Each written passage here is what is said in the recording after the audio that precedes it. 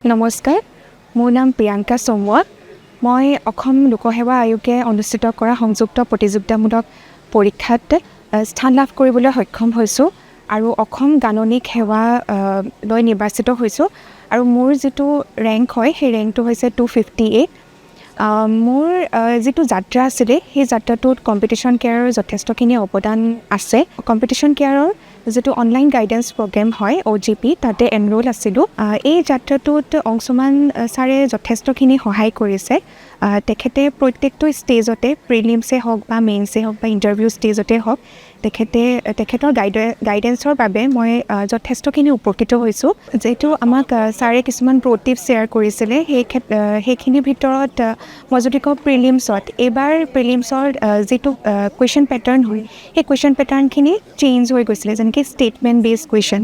আৰু সেই statement based কুৱেশ্যনছবোৰ কেনেকৈ ছল্ভ কৰিব লাগে, এলিমিনেশ্যন টেকনিকটো কেনেকৈ কৰিব লাগে, আৰু যদি আমি কিবা এটা কুৱেশ্যন নাজানো সেই আমাৰ যিখিনি লিমিটেড নলেজ থাকে সেই লিমিটেড নলেজৰ পৰা আমি কেনেধৰণে এলিমিনেট কৰি আমি এটা আনচাৰ উলিয়াব পাৰোঁ সেইখিনি ছাৰে প্ৰ'টিপছ দিছিলে।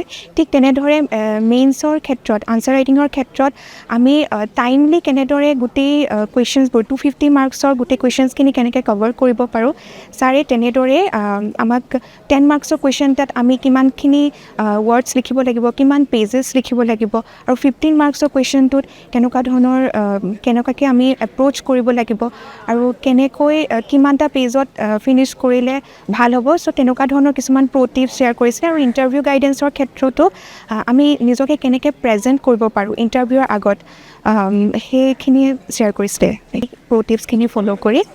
গতিকে আজি মোৰ যি সাফল্য হয় সেই সাফল্যত মই কম্পিটিশ্যন কেয়াৰ আৰু বিশেষকৈ অংশুমান ছাৰ আৰু মধুস্মিতা মেমক মই ধন্যবাদ জ্ঞাপন কৰিব বিচাৰিছোঁ।